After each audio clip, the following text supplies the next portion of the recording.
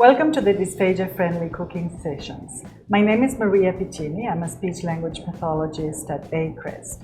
During these sessions, we are going to show you how to cook recipes that are modified for people who have dysphagia. Different textures that will allow them to eat food safely. Hi, I'm Michelle Freilich and I'm a registered dietitian at Baycrest. All these recipes have been validated at first at George Brown College in Toronto. And I'm Jeremy Capone. I'm the wellness chef at the ELLICSR kitchen at the Princess Margaret Cancer Center. And we are very excited to be cooking with you in this series. Let's get started.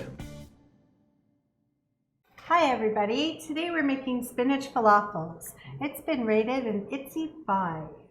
And that is for people who have difficulty chewing, who have pain when they chew, who have poor dentition or not great dentures, and they're able to mash food with their tongue, so they have to have enough strength in the tongue to do that. It can be actually held with a spoon or a fork. It can be smashed very softly, and the food can come through the prongs of the fork, and it does not have to have extra liquid in it. Yeah, it's moist, but not thin liquid shouldn't be with part of the meal, or part of the dish. Right. Okay. Should we get started? Yes, I'm very excited about this recipe. I love the flavors in this recipe. And I like that it's a baked version of a falafel, which is typically fried. So it's a healthier version too, Much right? healthier. Much healthier. So we're going to be starting off, obviously, the star of the show for any falafel is our chickpeas. Now we're using canned chickpeas. It's just much easier. All the soaking, the cooking has been already done. But we do want to drain it and rinse it, right? That will remove a lot of the salt in it. Okay. Actually, chickpeas are so healthy. They're very high in fiber, and they also are a great source of protein. Beautiful. Okay, so we have 2 cans, which completely filled up our food processor. That's good. Awesome. And now for the flavors. So we have some parsley. It's going to add some nice freshness, some nice green color. Nice and green.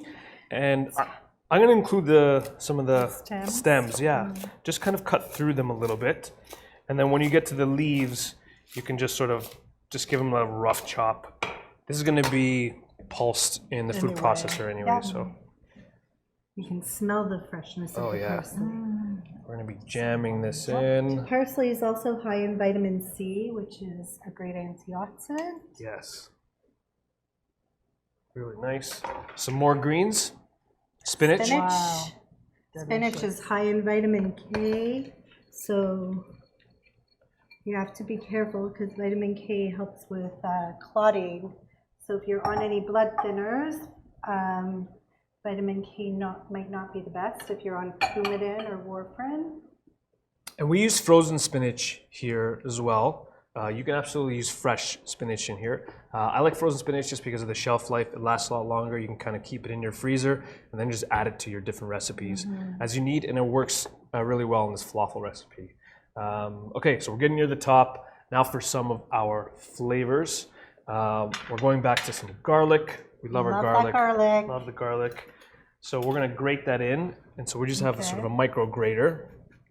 You probably don't even have to grate it all if you can't, because it's being blended anyways, right? Yeah, so but it's chopped, it's not blended, so you may end up having pieces of garlic. Yeah, is that okay? That's a great point. So if you did want the food processor to chop it up, I would actually add it in first, whole, then let it run, and then you can add your remaining ingredients, because you're right, if you did add just a whole clove in at the top, it might not get fully processed through. Point.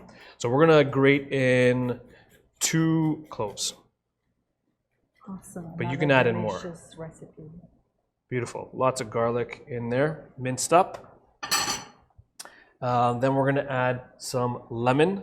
I'm just rolling the lemon a little bit. It's going to help to break up some of the cells, and it'll allow for the juice to get out of the lemon a little bit easier. And you know what? Nice trick. I've never known to do that before. I like that rolling trick. I like that rolling trick. you can tell people it was yours when you try it. No, I would never take your tricks away from you. We're using a little bit of the zest. So I'm going back to that grater, and a lot of those essential lemon oils are in the zest. So that's going to give it a lot of flavor there. I smell it already. And then we'll add some lemon juice. We're going for about 2 tablespoons. So it really depends on how juicy your lemon is. You might need the whole thing. Half, yeah. I think half of the lemon is good for us here. I suppose at home, if you didn't want to use your hands to catch the pits, Yes. you could do it first, get the juice and then pour it in. Yes, absolutely. Or you go through like a strainer. Yeah. We're gonna add some ground cumin. Really, really nice. It's gonna add a lot of flavor. And we're gonna add some baking powder as well. So the baking powder is just going to help make it a little bit fluffier, a little bit airier as it bakes in the oven. That's a nice trick. I never thought of. Yeah, absolutely. And again, you can sort of add whatever other spices and flavors that you want from this point. If you like a little bit of smoked paprika or a little bit of fresh basil as well, you can always throw that in, make it your own. We're gonna. Smells good already. Yes, absolutely. We're gonna put the lid on top. Now this is jam-packed, so we're probably gonna have to do this in a few stages and just work it down.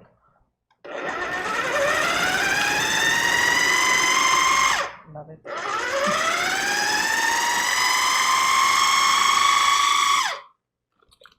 Perfect. So I might just push down a little bit from the top, but you can see how it's already starting to come together, the chickpea. Amazing. We don't want to make hummus, right? No. Yeah. So the idea is that we want it to sort of break up into small pieces so that it holds together, but we don't want it like super smooth or anything like that, Because right? you still need to roll it into the bowl. Yeah, absolutely.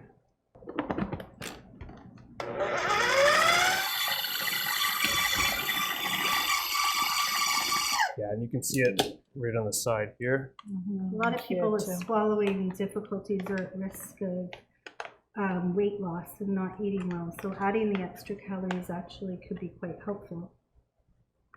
I think the olive oil, Yeah. the flavor goes well with the Absolutely. other ingredients as well.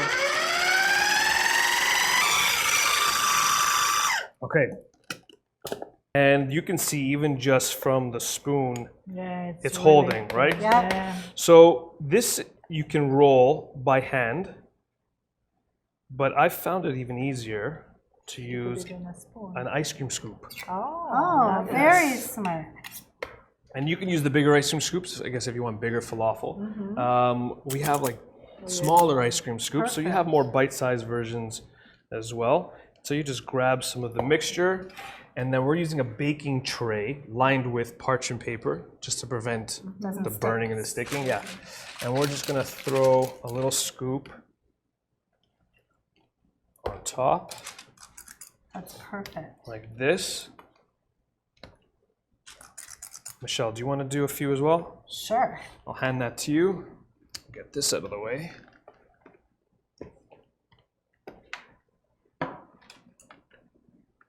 Mine aren't as professional as yours. It's okay. Let the ice cream scoop be your guide. Perfect. And this we're going to flatten as well, right? So we're making them sort of uniform discs. So what you can do to flatten this, and keep pressing. I'm just going to spin the tray. I find just a little, Do you want to try, Maria? a little drop. You are. Well, I'll give it a try. I'm not So There you go. as Let's switch comfortable with it. Just spots. a little drop of olive oil on top, and then you can use either your fingers to kind of just gently press them, or you can use a fork and just gently press them into sort of a disc shape. The color from the parsley and the spinach is really great, really vibrant. Yeah. Perfect. One more scoop. And you can do a big tray, obviously, of this.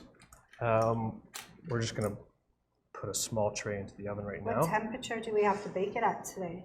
So you can do it at, really depends on your oven, but 350 to 375 I find works the best to get cooked all the way through.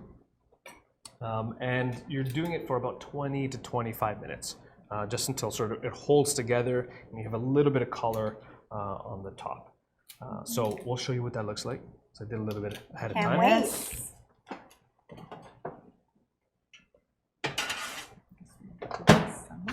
Wow, those Alright. look amazing. So you can see you have some really, really nice golden brown on the falafel. And they hold together really well.